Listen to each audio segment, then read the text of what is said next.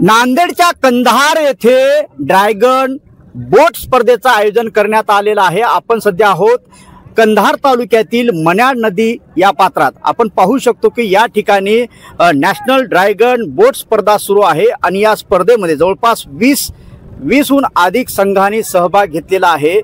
मुळात पाहिलं तर ही स्पर्धा जे आहे ते पहिल्यांदाच या नांदेड जिल्ह्यात पार पडत आहे। मोठ्या प्रमाणात या स्पर्धेला या ठिकाणी प्रतिसाद मिळताना दिसतोय। भारतभराहून अधिक संघ या ठिकाणी सहभागी झालेले आहेत। आपल्यासोबत या स्पर्धेचे आयोजक दिनेश मुंडे आहेत।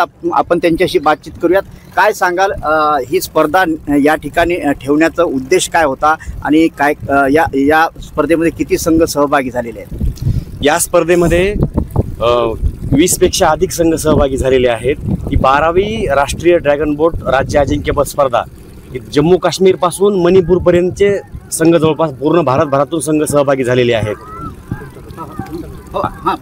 आणि ही स्पर्धा या ठिकाणी आयोजित करण्याचं कारण म्हणजे हा एशियन गेम्स इव्हेंट आहे। 2023ला चायना येथे जे एशियन गेम्स झाले, तुम्हाला थोडं थांबवतो आणि या ठिकाणी आपण पाहू शकतो की ही स्पर्धा अशा पद्धतीने या ठिकाणी सुरू आहे।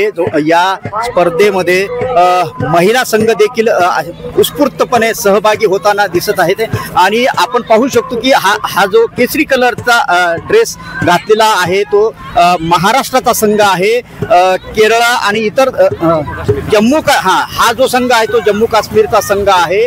महिला संघ देखील या ठिकाणी अशा पद्धतीने उत्स्फूर्तपणे या स्पर्धेमध्ये सहभागी होताना दिसत आहेत। नांदेड जिल्ह्यात या ठिकाणी पहिल्यांदाच अशा पद्धतीने ह्या ड्रॅगन बोट स्पर्धा पार पडत आहेत आणि याचा उद्देश देखील या ठिकाणी आपल्यासोबत दिनेश मुंडे हे सांगत आहेत। एकंदरीत पाहिलं तर पुन्हा तुमच्याकडे येतोय, काय नेमका उद्देश आहे आणि कोणकोणते संघ या ठिकाणी सहभागी झाले? सर, हा उद्देश म्हणजे अतिउच्च गुणवत्ताधारक खेळाडू आपल्या महाराष्ट्रात निर्माण व्हावे आणि येणाऱ्या एशियन गेम्समध्ये आपल्या महाराष्ट्रातील खेळाडू नक्कीच आपल्याला भारताच्या संघात दिसतील।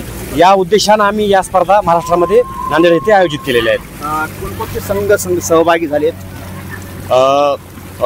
तसं आयोजक म्हणून महाराष्ट्राचा संघ आहेच। महाराष्ट्र, जम्मू काश्मीर, केरळ, उत्तर प्रदेश, बिहार, झारखंड, मणिपूर, तसेच आता सर्वांची नावं घेणं शक्य होणार नाही, पण 20 पेक्षा अधिक राज्याचे संघ या ठिकाणी सहभागी झालेले आहेत।